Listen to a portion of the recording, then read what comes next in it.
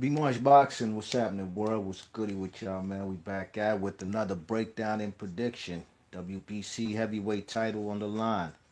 Deontay Wilder versus Tyson Fury.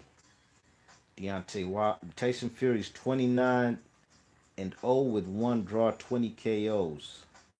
6'9", 85-inch reach. Tall dude, man. 6'9". Mammoth of a man. Versus Deontay Wilder, 42-0. One draw, 41 KOs. 6'7", 83-inch reach. So Tyson Fury comes in with the longer reach. As expected, he is a taller dude, 6'9".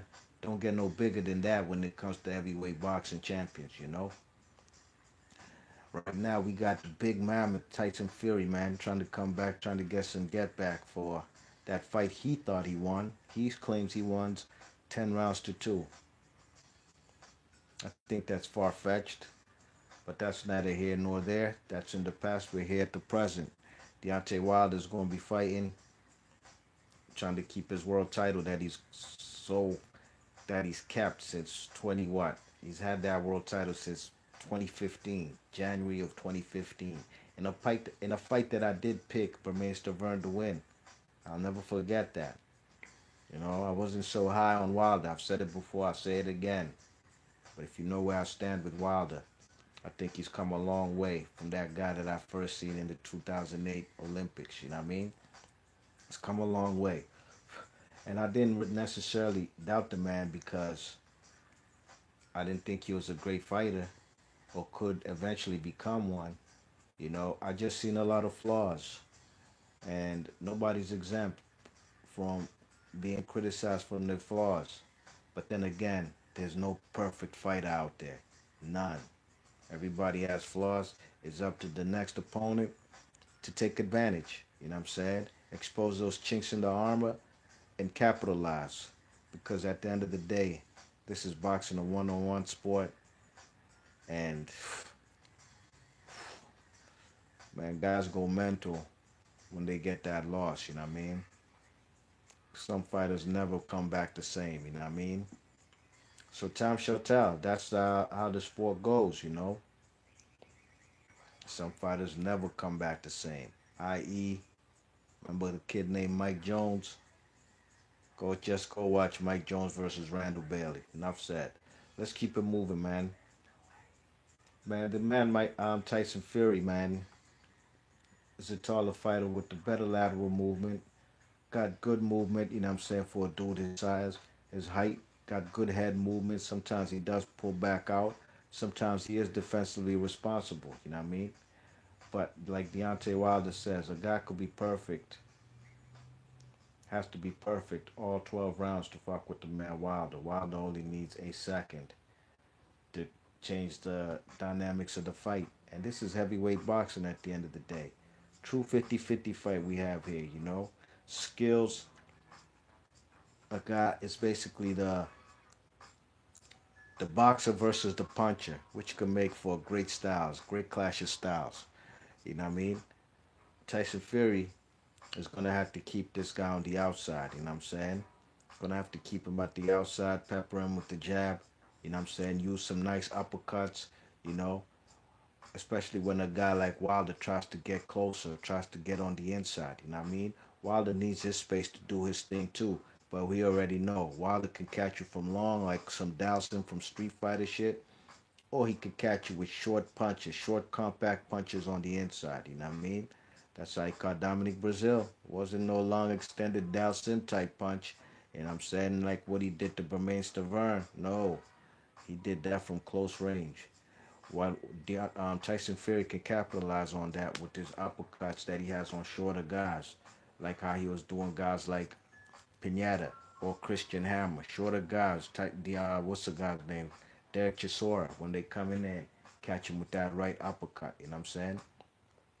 You check it, or catch him with the left uppercut. Tyson Fury's a guy who changes and switches stances. You know what I mean?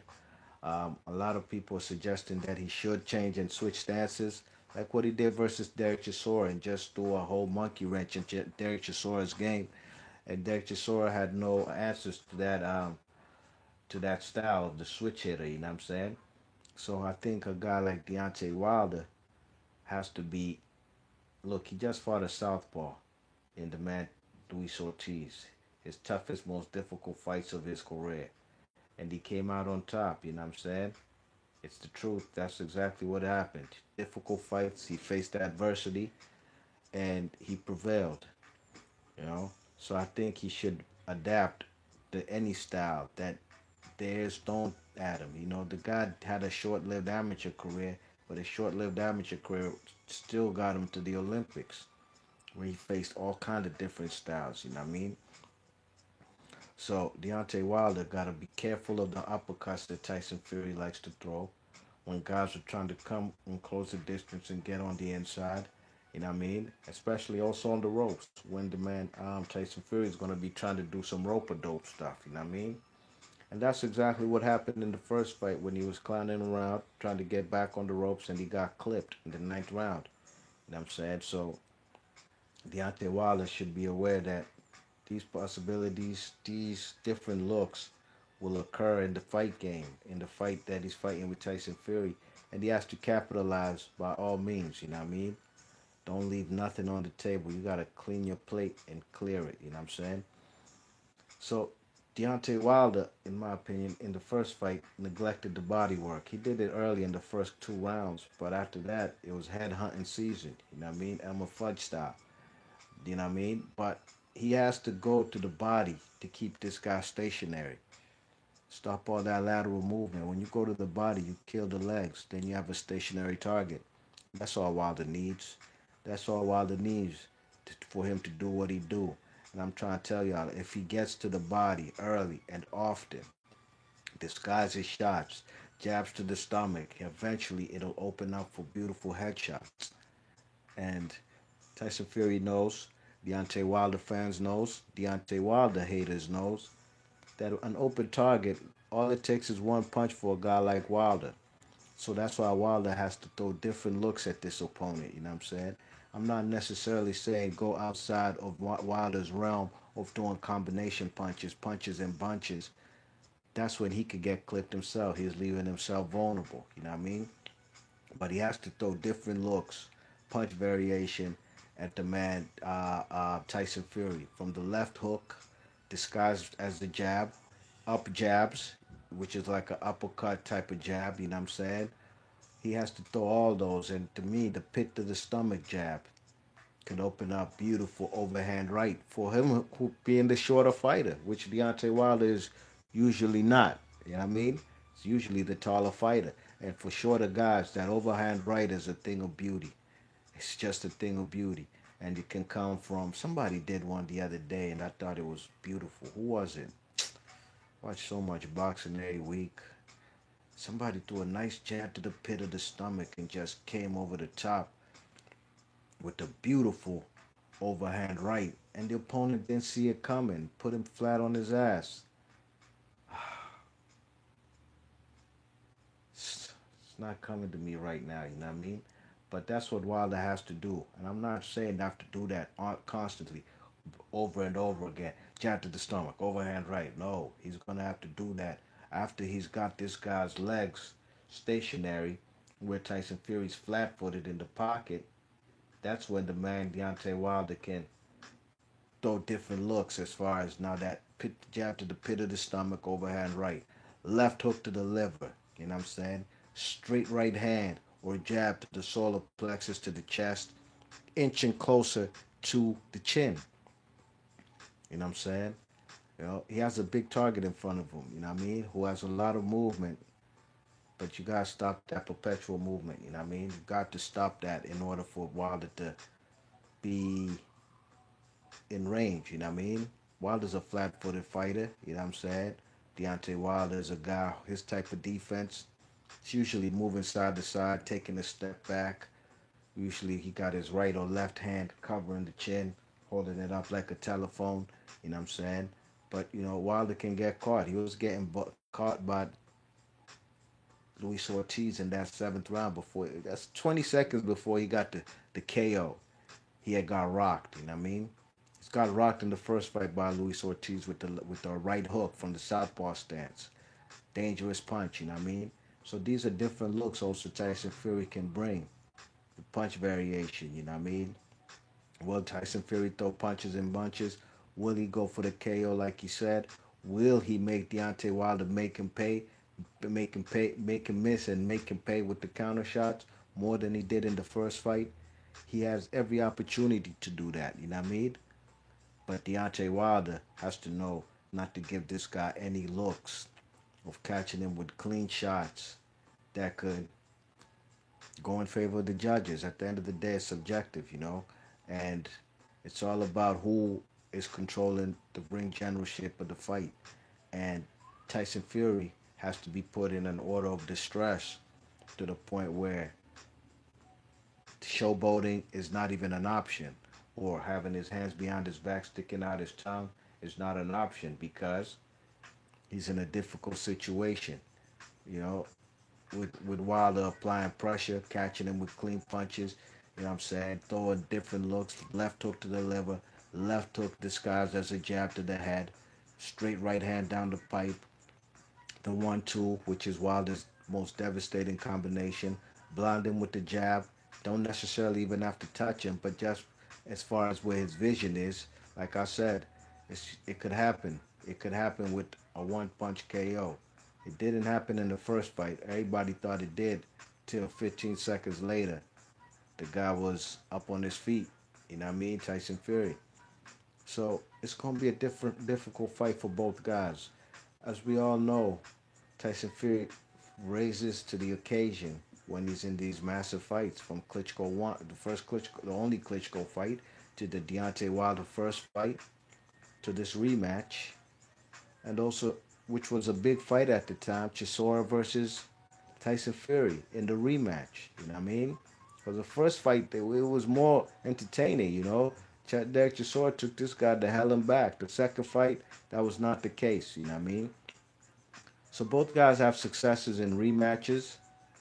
So now it's all about who's going to win this fight. And I personally think that Deontay Wilder can improve on what he did in the first fight. You know what I mean? Deontay Wilder fought on a fight that he doesn't, to me, he don't fight that type of style. You know what I'm saying? Just straight head hunting, missing wildly, you know, just, you know, it was, to me, one of Wilder's worst performances that I've seen from him. I think the man can definitely improve on what he did in the first fight. You know what I mean? There's no way but going up from what he did. You know what I'm saying? Can Tyson Fury improve from the first fight? Of course he can. You know what I'm saying? He fought the fight of his life, outboxed this guy, and still Deontay Wilder barely lost that fight. He got the draw. With Tyson Fury fighting the fight of his life, you know what I mean? Will Tyson Fury be in the same shape as he was in the first fight, or in better shape, or in worse shape? We shall see on Saturday night, you know what I mean? And we'll see tomorrow on the weigh-ins. But I think that Deontay Wilder has a lot more improvement. I think he has a better trainer in his corner. As far as look, I like Javon Sugar Hill. You know, his best success is with the world-class light heavyweight Adonis Stevenson.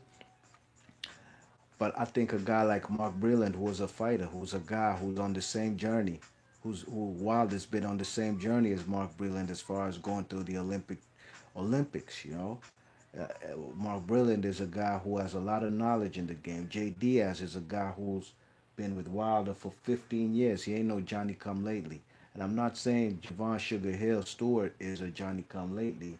He's not. He's worked with Fury before, and Tyson Fury said it himself. His next he wouldn't have picked a trainer he hasn't been familiar with. You know what I mean? You check it. So they know each other from the Kronk days when Emmanuel Stewart was still alive. You know, but I think the coaching is going to come down. It's going to come down to coaching and training. And I have a little bit. And I always have faith in Sugar Hill, no question about it. Crunk Jim, forever. But I have more faith in who Wilder's been with for years and years, and they've been having success. And they look like they have a good, humble team over there. You know what I mean? So time shall tell, but I think Deontay Wilder wins this fight by KO.